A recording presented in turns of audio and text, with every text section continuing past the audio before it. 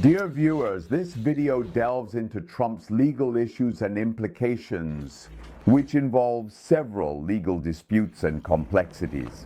I hope all MAGA supporters will listen and understand. What is the law? The law is the set of rules by which our society operates. You cannot undermine the spirit of the rule of law for temporary gains. I have said this many times, how everyone decides how society operates. We always set the rules and then follow them, just like there are rules in playing soccer. If someone doesn't follow the rules, playing soccer becomes meaningless. And if playing soccer is meaningless, rules don't exist. Democracy cannot exist. If democracy cannot exist, we revert to the law of the jungle. In situations where the many often tend to bully the few, the strong oppress the weak, turning into a world where the weak are preyed upon by the strong. Do you think this is appropriate? On that particular Friday, FBI agents arrested a judge. This woman, Dugan, is accused of helping a man in court evade arrest by immigration authorities. What happened? The U.S. Department of Justice in the criminal case there. Immigration officials on the 18th of this month went there. Indeed, this is a circuit judge, a senior judge. In court, they wanted to arrest this man. How to put it? Let me see, at that time, our Dugan. This is not an immigration court. He was not on trial for an immigration case. This person appeared in court. I think his status is likely to be DD, which also means deferred enforced departure, or perhaps someone who is applying for refugee status. This person was on trial in court, and immigration officials knew him. He came to court for trial, and they wanted to arrest him. There used to be rules that prohibited arresting illegal immigrants in places like courts and schools because it disturbed community peace. But Trump abolished this rule. The judge felt that, for example, if he originally had DED or was applying for refugee status, they had to wait until he heard the process before they could arrest him. They wanted to enter the court to arrest him, and the judge shouted at them loudly at the door, scolded them, argued with them, and refused to let them in, closing the door, then allowed them to leave through the door reserved for the jury. As a result, they were arrested, so they sued the judge. Obstruction of justice, such as hindering the judiciary. He said he deliberately misled employees, obstructing them from carrying out immigration arrests. The man involved had actually already been detained, and the judge felt that arresting him in that manner was wrong, and he didn't even know the man. From a legal standpoint, everything has a correct procedure. The court is not to conduct these illegal immigration arrests. For this reason, the matter ultimately ended up being concluded.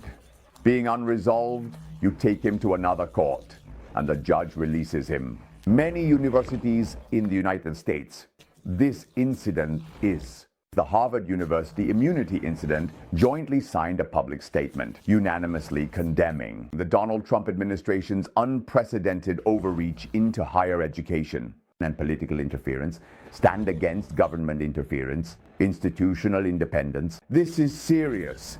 The intellectual class of America's upper society all come from these universities, like the prestigious and renowned Harvard University. On April 21st, Harvard University filed a lawsuit against the Donald Trump administration, accusing the government froze billions of dollars in federal funds, endangering academic independence, and infringing on the constitutional rights of universities. The Donald Trump administration issued orders on what books to teach, subjecting them to government review.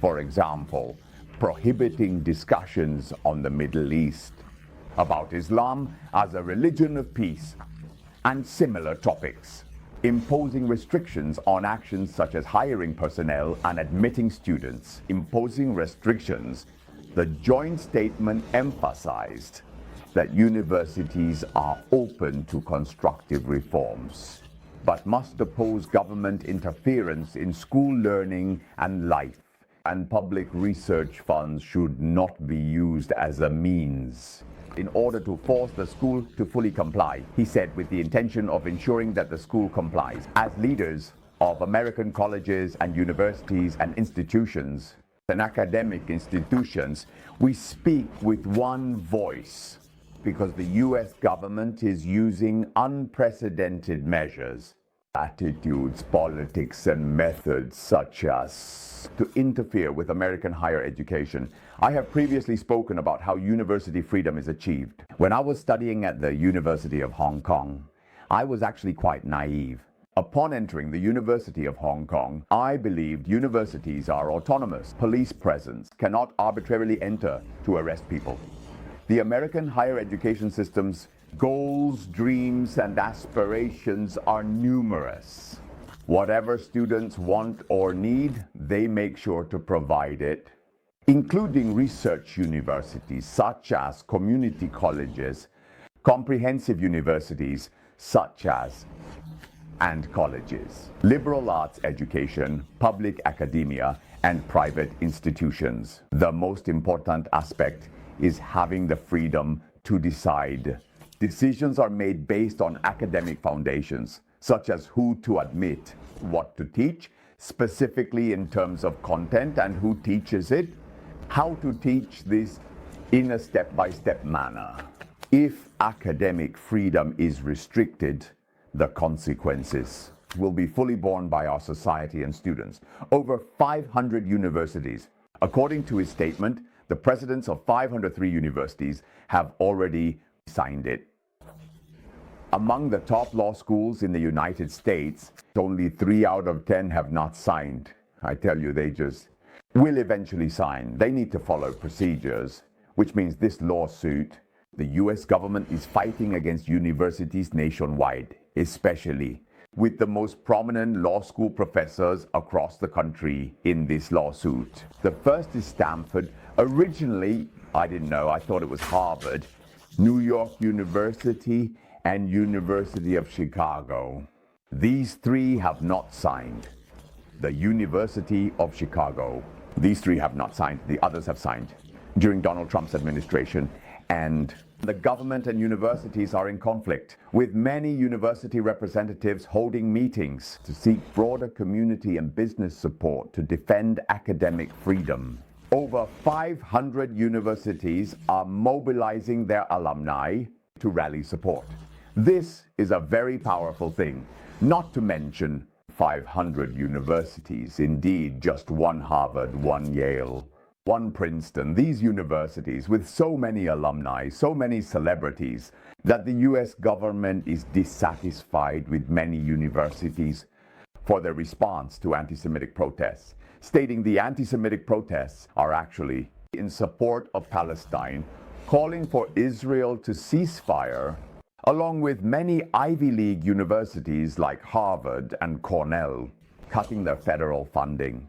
1 or 2 have yielded. Columbia has yielded. Actually, many, including Yale, have had their funding stopped by him. Not as much as Harvard, which is his primary target.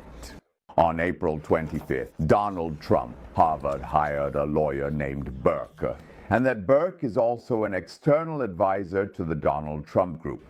Harvard deliberately sought out a few people related to the Donald Trump group, famous lawyers, but you can't say he's a leftist, otherwise Donald Trump wouldn't hire him. He should be forced to withdraw from this case or be dismissed.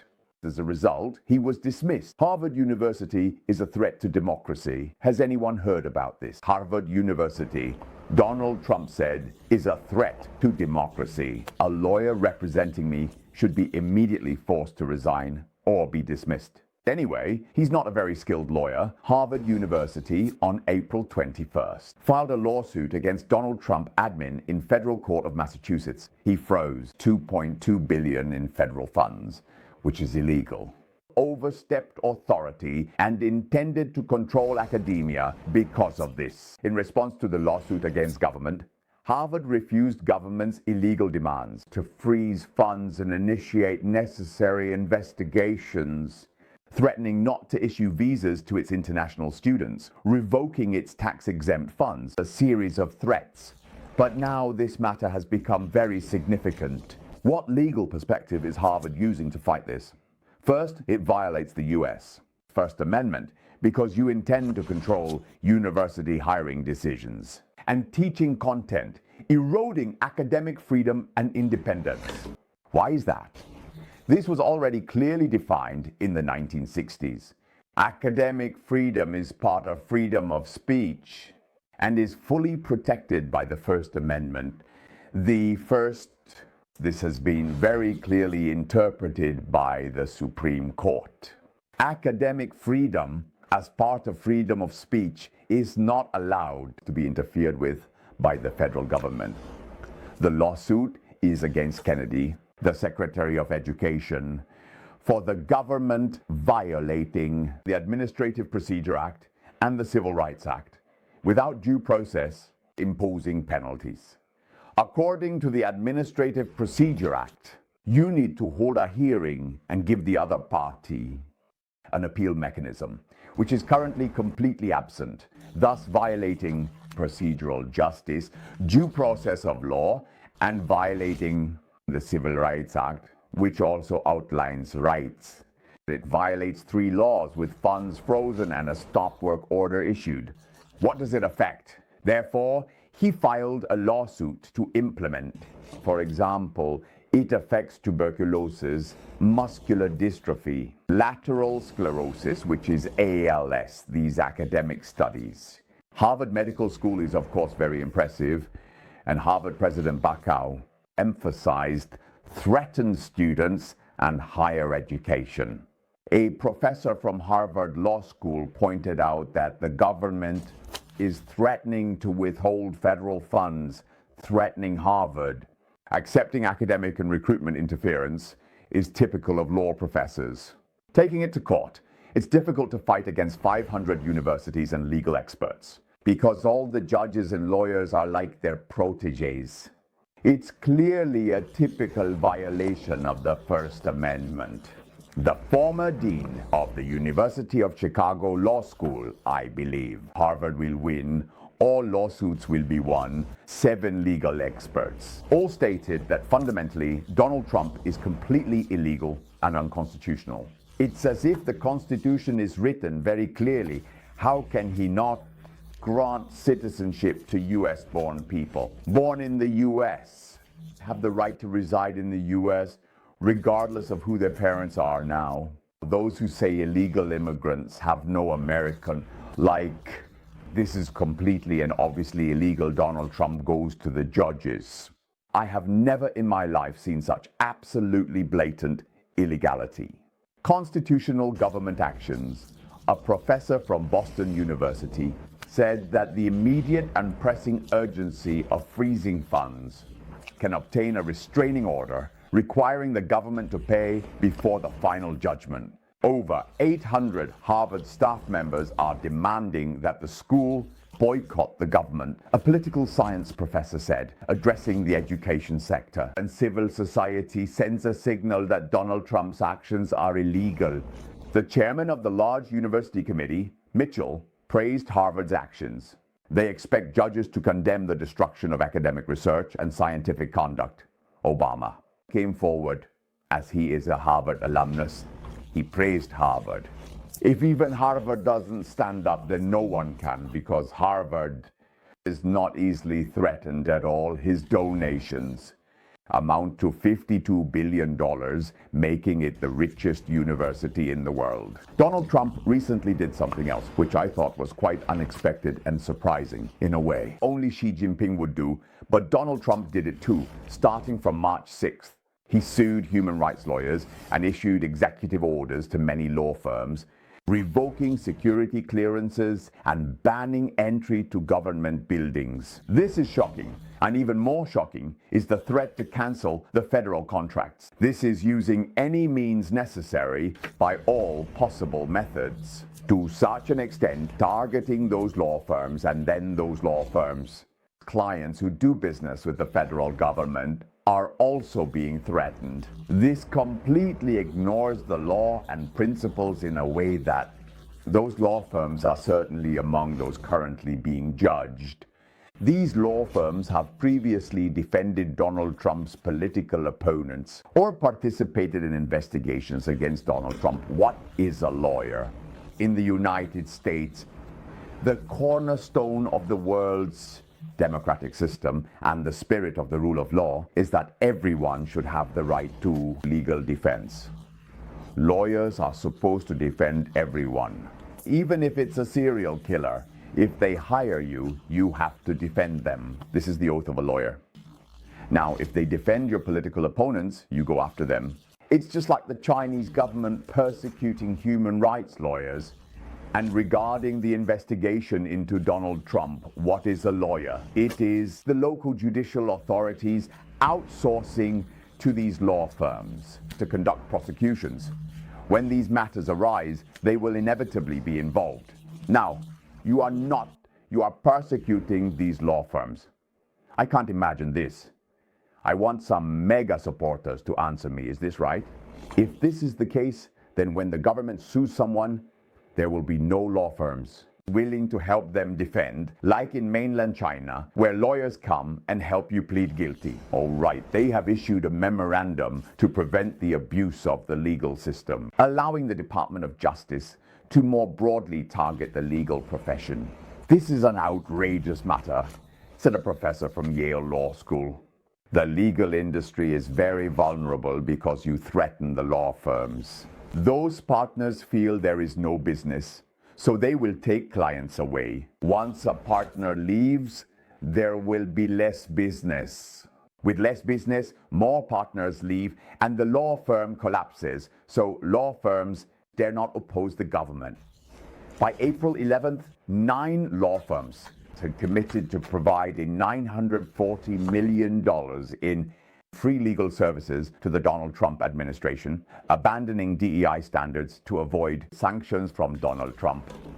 This is intimidation and extortion.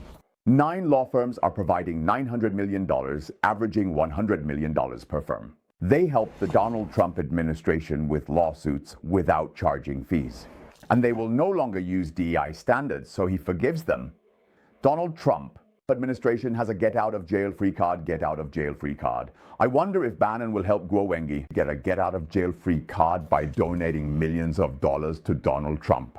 Pardoned Guo Wengui, Donald Trump said at a foreign conference that these lawyers gave a substantial amount of money through legal fees, which were significant, provided services for trade negotiation agreements. As a result, these lawyers became government lawyers, helping you with lawsuits, showing how the government uses power to obtain legal resources. All right, this well-respected and renowned law firm, Jenner and Block, filed a lawsuit and obtained a court-approved injunction. They called his executive order an unconstitutional abuse of power against the legal client. Unconstitutional abuse of the judiciary, March 15th. The highly respected deans of 79 law schools signed a joint letter in their own personal capacity, condemning the actions of sanctioning law firms, which completely trample on the rule of law. Is the rule of law important? The rule of law is extremely important. There are only 3 key pillars in a very democratic system, like a small stool just supported by 3 legs. Basically, essentially, 1 person, 1 vote. The second is the rule of law, having rules that everyone follows. The third is freedom of speech. If any of these 3 things collapse, democracy does not exist. Warning of violations against the U.S. Constitution. It poses a serious threat to the legal system, with 504 law firms providing assistance and support through amicus briefs. These are the largest law firms in the U.S., but they are hesitant, fearing to offend the government. Yet, remarkably, 504 law firms have joined in. What is an amicus curiae? In this case, they are neither the defendant nor the plaintiff. But if this case passes, it would significantly harm their interests. and they have legal opinions to offer, professional insights to provide. This is what is called an amicus curiae, breaking historical records. This case has approximately 500 law firms providing amicus curiae, also known as number 2. In 2015, there was a case concerning same-sex marriage with 148 to 149, just over 100. Then in 2022, this matter had 140, 136, 107. Here there are currently approximately 500 law firms. They are calling on their peers in the New York Times to unite in resistance. His order violates the First Amendment and the Sixth Amendment's right to counsel. The right to counsel is very important. Lawyers have privileges. They know where there is crime, and they must protect their clients. The court cannot order lawyers to speak ill of their clients or disclose their secrets. This is a professional critique. The right to counsel is as important as upholding the rule of law. You cannot ignore that person, regardless of whether the charges are clear or not, even if that person killed 6 people on the street. Should he be arrested and executed? Why have a trial? No. Legal procedures must be followed. Why? It turns out these 6 people had just raped his wife and daughter, so at least he was very angry. He may not deserve the death penalty, perhaps imprisonment. Or maybe this person is insane. Should he be sentenced to death? Or perhaps this person looks very tall, but is actually only 15 years old. He should be sent to a juvenile facility. Anyone, every crime must go through legal procedures and due process. It's not about punishing what you think is a crime. This is the matter at hand. So Thomas More said, what is the law? The law is a solid wall, and sometimes it indeed is, in fact. Protects the wrongdoers, but more often it protects the good people. If you tear down the wall, you might be wronged. What happens then in the event that this is to protect everyone? So we would rather sometimes let some wrongdoers go. This is called, it is better to be unjust than to be wronged. In dictator country, it is better to be unjust than to be wronged. A country ruled by law would rather let off the hook than wrong it. They point out that many lawyers hesitate, fearing the loss of clients, angering the president, lawyers. When the nation's fate and the industry's future and the rule of law are in jeopardy, they must be willing to take on economic risks. On April 8th, 67 former legal executives from Microsoft, Intel, and other large companies such as corporations and enterprises submitted a legal brief accused Donald Trump issuing orders that undermine the rule of law, hijacking the relationship between companies and external lawyers, hijacking companies. Those external law firms, astonishingly, are not allowed to help some governments sue people. These former chief legal officers indeed warn that the executive order not only punishes a law firm and its thousands of employees, but also erodes the principle of choosing one's own legal representation. Of the foundation threatening corporate interests. That is to say, if the US government under Donald Trump's administration decides to sue Microsoft, claiming it is monopolizing, will the lawyers defending Microsoft be persecuted? Can this situation be accepted? Corporate leaders now not only have to assess when hiring lawyers, not only the lawyer's professional capabilities, but also carefully consider whether this lawyer might indeed be working at a law firm that could be defamed or destroyed. You also have to consider this lawyer, not for their ability, but whether their law firm has offended Donald Trump. This is truly unacceptable. I want to ask those individuals who support Donald Trump, can you accept this? I mean, you know I've always advocated for the American system, but when the American system has issues, of course, I can question it. This is critical thinking, and it certainly doesn't reject things that are presented as facts in various contexts. The Guardian editorial warns that Donald Trump's attacks on universities and law firms The typical features of early strategies of autocracies. Xi Jinping did this and Putin did this, weakening universities. Controlling thought or seizing control is an early chapter in the authoritarian playbook. These three issues, which are significant and need to be addressed. The issue of arresting judges without due process, going to court to arrest an illegal immigrant who is likely under DED protection or applying for refugee status, and you arrest them. The intention to control the ideology of top universities and intimidating law firms. Answer me, is this right or wrong?